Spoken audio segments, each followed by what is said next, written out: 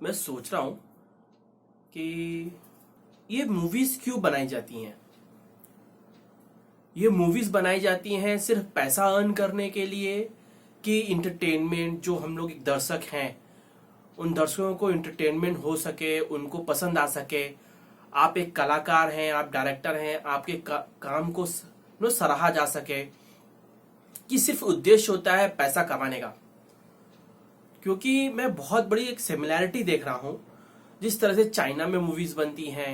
जैसे fast and furious की जो मैंने लेटेस्ट मूवी का रिव्यू किया था, जिसे 10/1 रेटिंग दिया था मैंने, तो बेसिकली जब वो मूवी थी वेन डीजल की F9 द फास्ट सागा, आपने यदि वो रिव्यू देखा होगा तो मेरे सेंटीमेंट को आप शेयर कर सकते हैं कि किस डायरेक्शन में मैं ये रिव्यू के बारे में बात करने वाला हूँ और इस मूवी का रिव्यू जो मैं करने वाला हूँ उसके बारे में बात करने वाला हूँ। बेसिकली मूवी क्यों बनाई जाती है? क्या पैसा कमाना ही एक उद्देश्य होता है? क्या दूसरा उद्देश्य जो छुपा हो सकता है? क्या नैरेटिव को चेंज करना, या जो बोलते हैं ना एक तरह से कि जो चलता है वो बिकता है, तो कुछ भी करो। I mean, कुछ भी एक कलाकार के तरह या डायरेक्टर की इंटीग्रिटी नहीं है, ये प्रोड्यूसर की इंटीग्रिटी नहीं है। पैसा कमा लिए, काला धन कमा लिए, उसको वाइट करना है तो ऐसी मूवी बना दो, उसमें दिखा दो कि भाई फ्लॉप हो गई करके, और पैसा वो वाइट हो जाएगा। लगाओ 10 करोड़ रुपया, बताओ 100 करोड़ रुपया लगा हुआ है और फ्लॉप हो गई, 10 करोड़ कमा ली तो 90 करोड़ रुपया पैसा वाइट हो जाएगा। क्या ये एक तरीका है फिल्म लाइन में ब्लैक मनी को वाइट करने का, या फिर एक नैरेटिव तैयार करने का कि भाई ये जो नैरेटिव चल रहा है देशभक्ति मूवीज का, जो कि इंस्पिरेशनल है, जैसे उरी द सर्जिकल स्ट्राइक जो विकी कौशल की मूवी थी, अब ये शेरशाह जो मूवी आई है सिद्धार्थ मल्होत्रा की, कितनी अच्छी मूवी थी वो, जो कि कैप्टन विक्रम बत्रा की जाबाजी, किस तरह से उसने साहस दिखाते हुए पीक कैप्चर किए थे कारगिल युद्ध में, और किस तरह से उसकी लव लाइफ थी। बेसिकली उसके एक ह्यूमन नेचर से लेके उसके एक सैनिक के रूप में, और किस तरह से अपने देश की रक्षा करने के लिए, उसने अपने दोस्त की रक्षा करने के लिए अपनी जान गंवा दी थी, उसे परमवीर चक्र मिला था। तो इंस्पिरेशनल मूवी थी। उसमें जो लव सीन्स डाले थे, जो लव स्टोरी बताई थी, वो एक्चुअल थी, जो बाहर से नहीं लेके आया गया था। वो स्टोरी सारी एक्चुअल में घटी थी। आपने वो मेरा रिव्यू तो देखा ही होगा शेरशाह का, कि मूवी कितनी अच्छी थी और इमोशनली आपको टच करती है।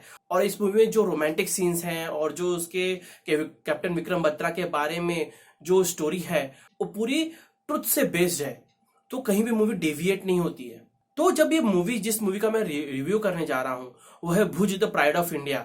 बेसिकली एक ट्रू इवेंट है। इसके अंदर सन 1971 पाकिस्तान ने जब हमला किया था बांग्लादेश के ऊपर, और वहां पे भारत सरकार ने जब उसके खिलाफ अपने सैनिक भेजे थे, तो उसका प्रतिरोध करने के लिए, सेकेंड फ्रंट ऑफ वॉर खोलने के लिए उन्होंने भुज पर हमला किया था। तो हुआ क्या था कि भुज में जो एयरफील्ड है उसकी पट्टी को उन्होंने तबाह कर दिया था, और उस समय जब कोई भी सहायता उन्हें नहीं मिल सकती थी, क्योंकि एक तो वॉर लड़ी रही थी इंडियन आर्मी, तो उस एयर पट्टी को रिपेयर करना था और कोई भी सहायता नहीं मिल रही थी। और ये डर था कि पाकिस्तानी लोग क्रॉस करके आ जाएंगे तो बहुत बड़े जगह पर कब्जा कर लेंगे, और फिर बाद में वो निगोशिएशन करने लग जाएंगे कि भारत सेना बांग्लादेश से हटे। तो उससे बचने के लिए उस समय के जो स्क्वाड्रन लीडर थे वो उन्होंने वहां के नजदीकी गांवों पे गए और वहां पे औरतों से मदद मांगी, और औरतों ने उनकी मदद की, और 3 रात में वो पूरी रोड उन्होंने बना ली थी। Now this is the premise of the movie. उसी पे, और फिर बाद में उन्होंने पाकिस्तानियों को वहां से मार भगाया था।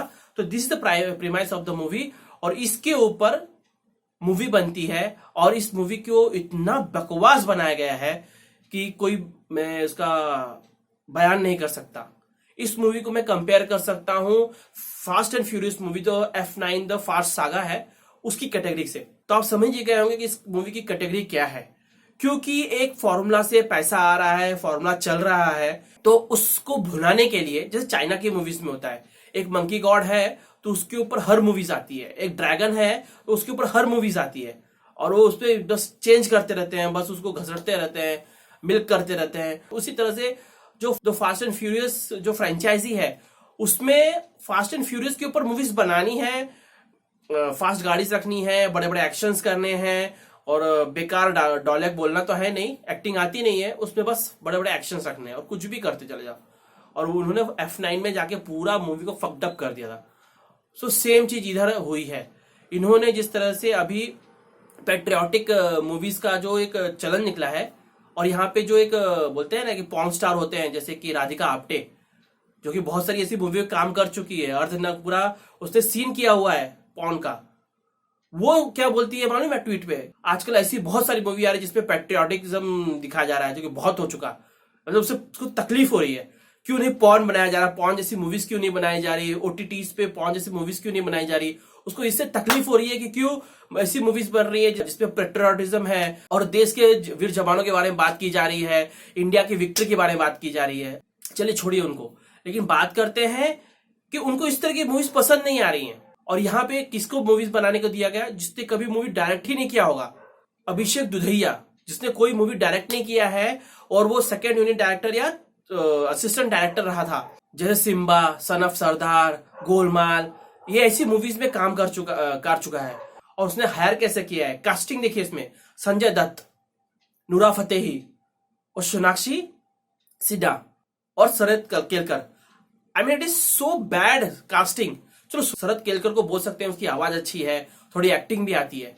आई मीन एक सीन में तो वो 4 लोगों को मारते मारते मर जाता है, पर अकेला संजय दत्त जो कि गांव का एक बुढ़ा रहता है, वो पूरी पाकिस्तानी आर्मी को अकेले एक छुरी से मारता है।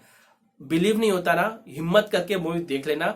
और वो अंत में पूरी आर्मी को अकेला वो मारता है गड्ढे में।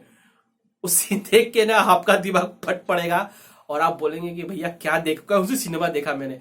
वो जो F9 मूवी देखा था आपने, द फास्ट सागा, उसके अंदर नहीं क्या जो दोनों जाते हैं कार से सैटेलाइट उड़ाते हैं, और सैटेलाइट उड़ाने के बाद वो लोग कार को ड्राइव करते करते स्पेस स्टेशन के पास जाते हैं, बोलते हैं hi we come in peace.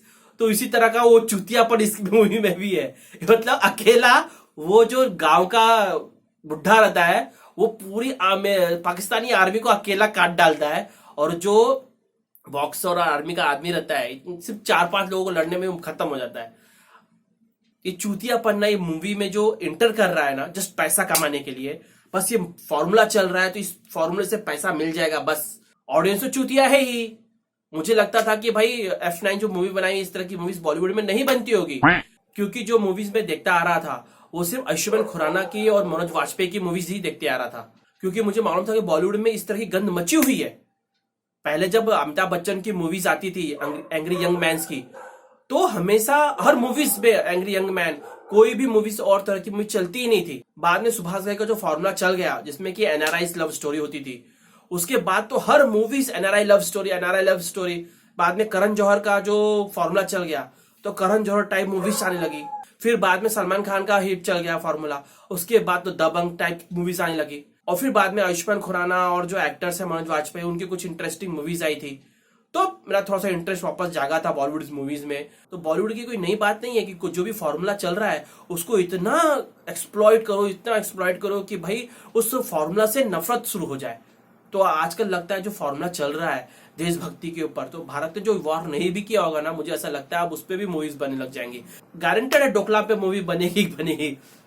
और ये जो नीरज चोपड़ा का तो क्या कहते हैं, जो उसने गोल्ड जीता, वो राइट भी अक्षय कुमार ने तुरंत खरीद लिया है, तो उस पर भी मूवी बनने वाली है। तो ऐसे जो भी यदि कोई टॉपिक मिल जाता है ना जिसके अंदर देशभक्ति, देश प्रेम और पेट्रियोटिज्म दिखाने को मिले, पूरी सारी स्टोरीज को ये लोग भुनाने वाले हैं। तो इसके अंदर जो गंद मचाने वाले हैं, जिस तरह से मूवी बनी है Bhuj the pride of India, इसमें एक्टिंग इतनी खराब है। सोनाक्षी सिन्हा, उसे एक्टिंग नहीं आती, उसे क्यों लिया गया? नूरा फतेही तो उसे हिंदी बोलने नहीं आता, उसका डबिंग किसने किया मुझे नहीं मालूम, उसे एक्टिंग कहां से आ गई? उसको सिर्फ डांस करने के लिए लिया जाता है ना।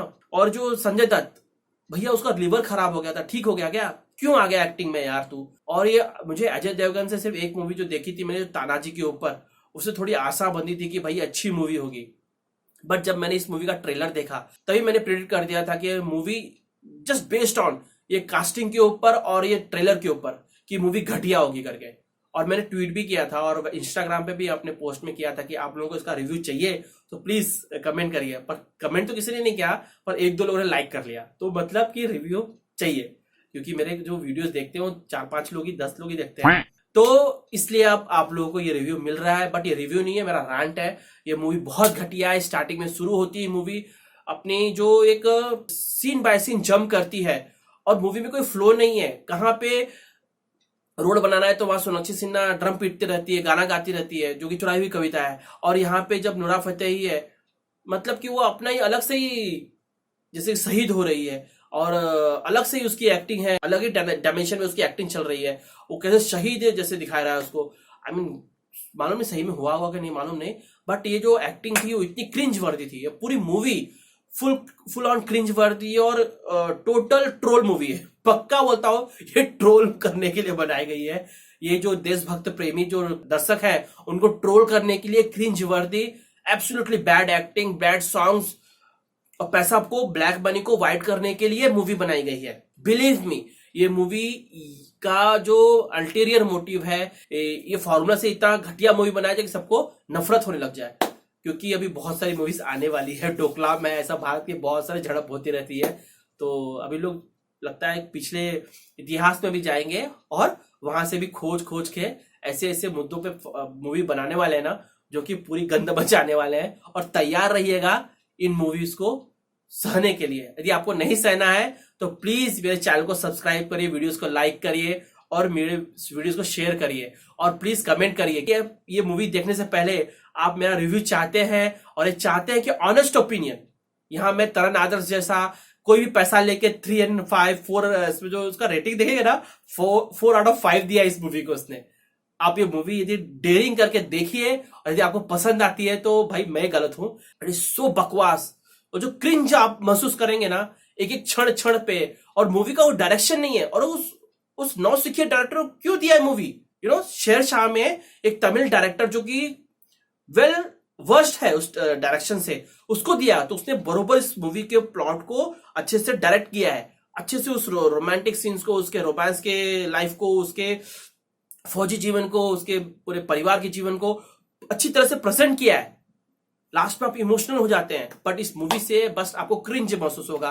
और ये पूरी ट्रोल मूवी है। ये हमारे जैसे दर्शक जो पसंद करते हैं देशभक्ति की मूवी, उनको ट्रोल करने के लिए किया गया है। और सेकंड भाई इसको काला पैसे को व्हाइट करने के लिए किया है।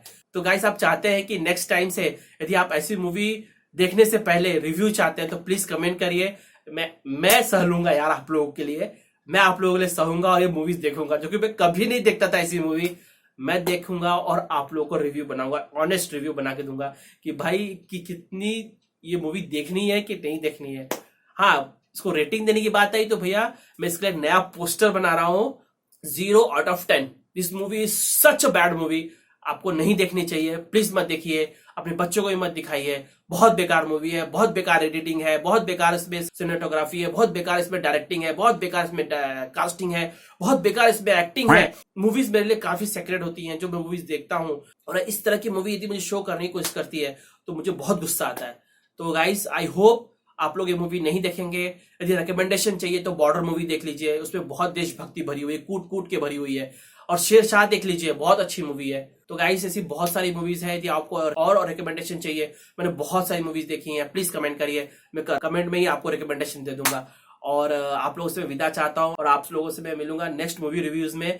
आप लोगों को मेरा प्रेम भरा नमस्कार।